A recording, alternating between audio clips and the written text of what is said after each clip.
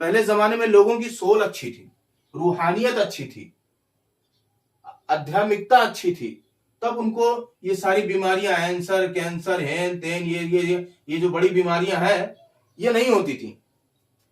लेकिन अब इंसान का आत्मा गड़बड़ हो गई है, सोल गड़बड़ हो गया, रूहानियत गड़बड़ हो गई है। हम इस डिजीज के बारे में, इस बीमारी के बारे में जितना हम सोचेंगे उतनी ये बीमारी बढ़ती रहेगी, बढ़ती रहेगी। आपका आज 300 है, कल 350 हो जाएगा, 400 हो जाएगा, 500 हो जाएगा, उसके बाद हॉस्पिटलाइज हो जाएंगे, अस्पताल में भर्ती हो जाएंगे। अल्लाह ताला ने जो भी बीमारी हमारे आसपास में भेजी है उसका ट्रीटमेंट भी हमारे ही आसपास में है, बशर्ते कि हमको दिमाग लगाना चाहिए, हमको गौर करना चाहिए कि हमारे आसपास हमको कौन सी बीमारी है, इसका क्या ट्रीटमेंट हो सकता है। जैसे बुखार वगैरह के लिए, बुखार आता है तो उसके लिए अल्लाह तबारक व तआला ने चिरैते का पेड़ लगा दिया। आप चिरैता लीजिए, उसका काढ़ा बनाइए, पीजिए, बुखार खत्म, टाइफाइड खत्म।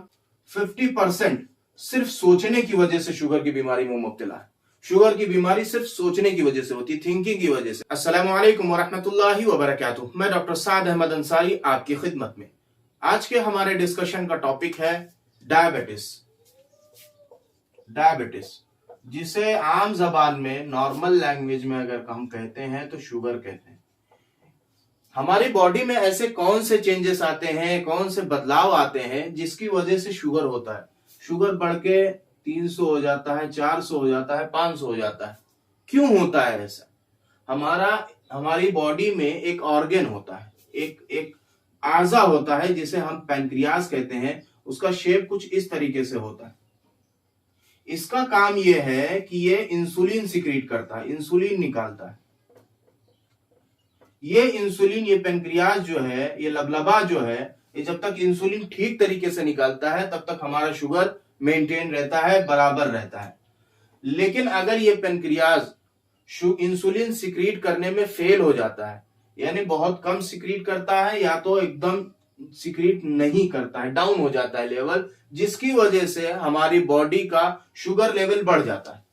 ब्लड टेस्ट कराते हैं, 350 निकलता है, 400 निकलता है, यहां तक कि 500 निकलता है। तो 500 लेने के बाद में जब 500 शुगर आ जाता है तो इंसुलिन वापस देना पड़ता है पैनक्रियास को, यानी लबलबे को। तो इंजेक्शन आपने देखा होगा कि पेट में इंजेक्शन लगते हैं शुगर के। आप लोगों ने सुना भी होगा कि फलां को अब तो शुगर के इंजेक्शन लगने लगे। वो यही इंसुलिन लगता है, क्योंकि इसका भी पेट भरना चाहिए।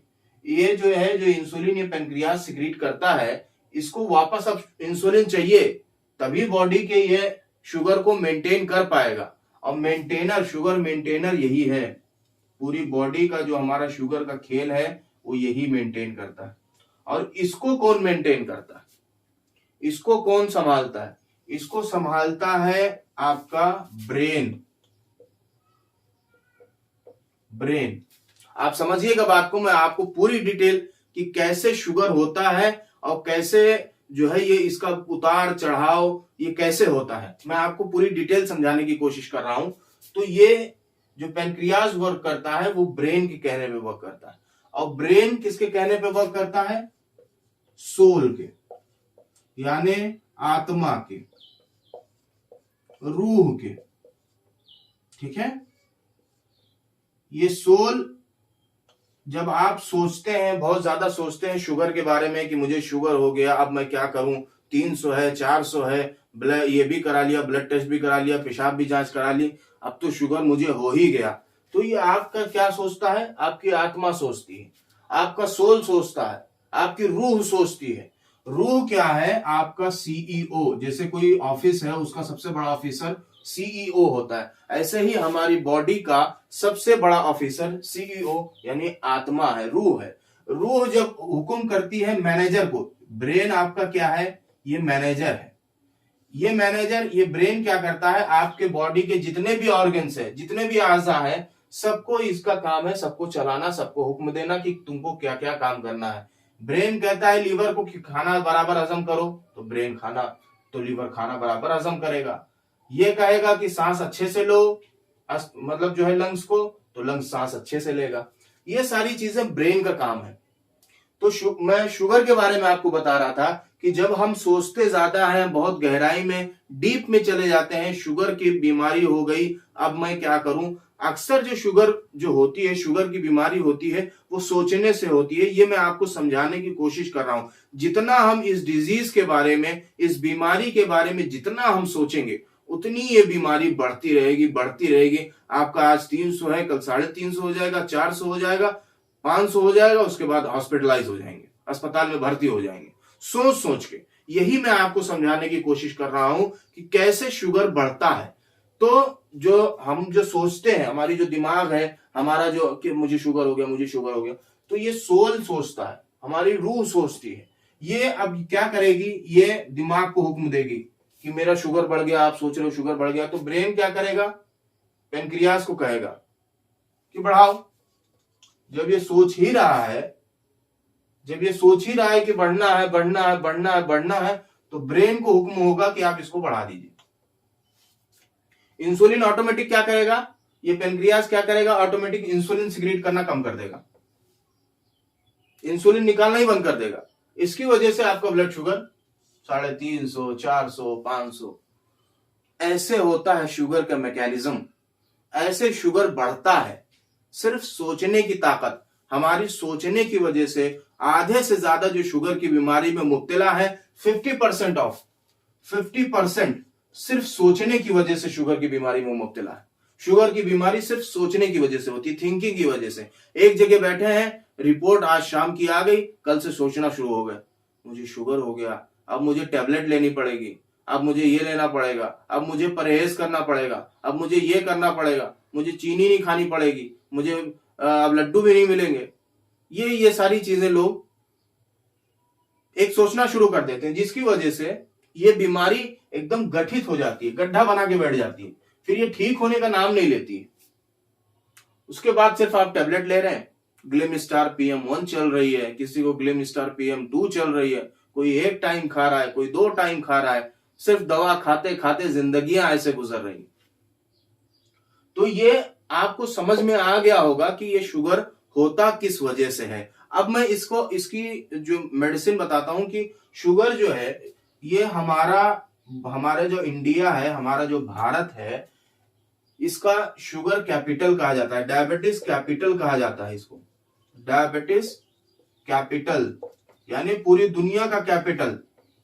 सबसे ज्यादा शुगर के पेशेंट इंडिया में पाए जाते हैं, तकरीबन 101 मिलियन,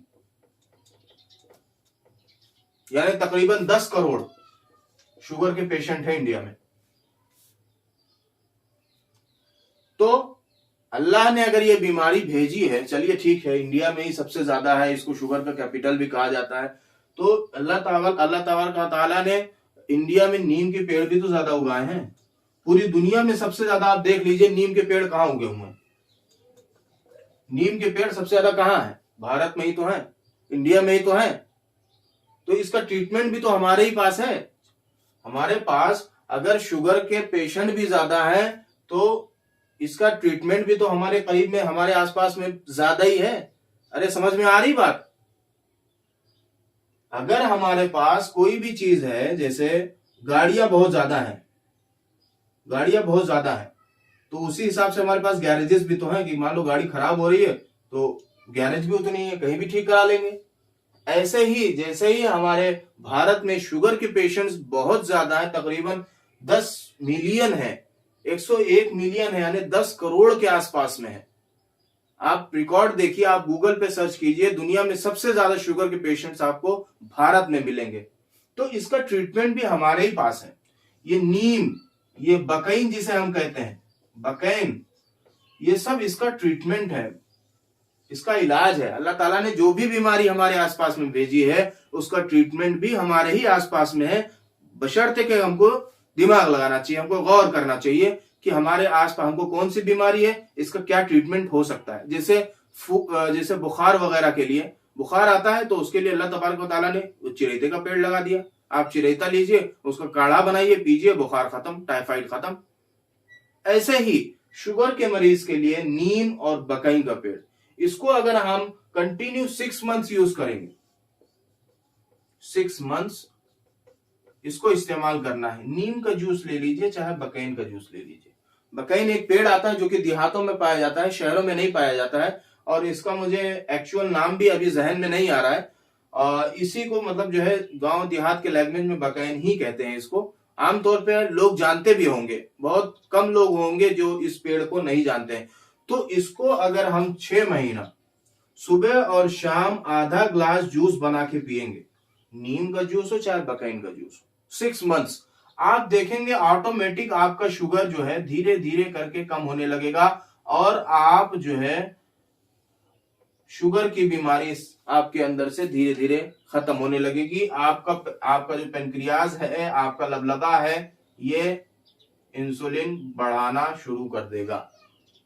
बशर्त एक शर्त है, आप इस चीज के बारे में सोचना बंद करें, थिंकिंग बंद करें, ताकि आपका ब्रेन हल्का हो, आपका सोल हल्का हो। जब ये दोनों फ्रेश रहेंगे तो ये भी अच्छा काम करेगा। अगर यही दोनों में गड़बड़ रहेगी, आपकी रूह ही गड़बड़ है, आपकी आत्मा ही गड़बड़ है, तो आत्मा गड़बड़ रहेगी तो ब्रेन गड़बड़ रहेगा, दिमाग के अंदर उल्टे सीधे ख्यालात आएंगे। और दिमाग अगर डिस्टर्ब रहेगा तो और भी बॉडी के जितने भी ऑर्गन्स हैं, जितने भी आज़ा हैं, वो ढंग से काम नहीं करेंगे। आपको कभी सर दर्द होगा, आपका कभी हाजमा ठीक नहीं होगा, आपको कभी खुजली हो जाएगी, कभी बुखार हो जाएगी, कभी पेशाब में दिक्कत हो जाएगी।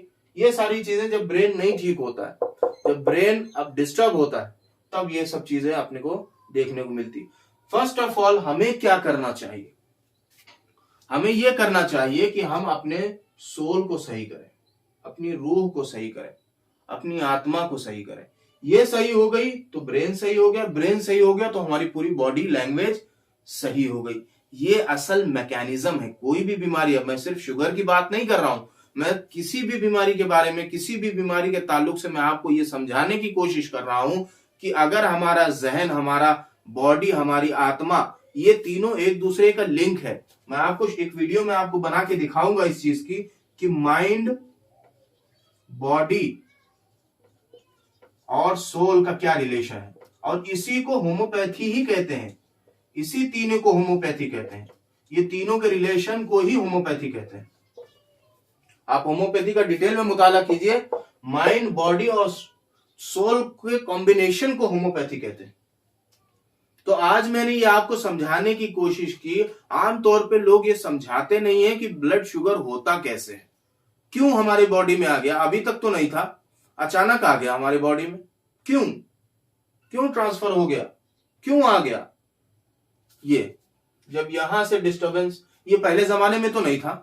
पहले जमाने में लोगों की सोल अच्छी थी, रूहानियत अच्छी थी, आध्यात्मिकता अच्छी थी, तब उनको ये सारी बीमारियां, कैंसर, हेन तेन, ये जो बड़ी बीमारियां हैं, ये नहीं होती थी। लेकिन अब इंसान का आत्मा गड़बड़ हो गई है, सोल गड़बड़ हो गया, रूहानियत गड़बड़ हो गई है, तब वो डिस्टर्ब करती है हमारे दिमाग को, जहन को, फिर जहन गड़बड़ हो जाता है। इसकी बहुत बड़ा टॉपिक है, अगर मैं आपको बताने जाऊं तो मुझे सुबह से शाम लग जाएगी ये सब चीजें मुझे डिटेल में बयान करने के लिए। मैं एक एक करके मैं सारी चीजें आपको समझाऊंगा। उम्मीद है आपको समझ में आ गया होगा कि किस वजह से ये शुगर की बीमारी हमारी बॉडी में बनती है, पनपती है।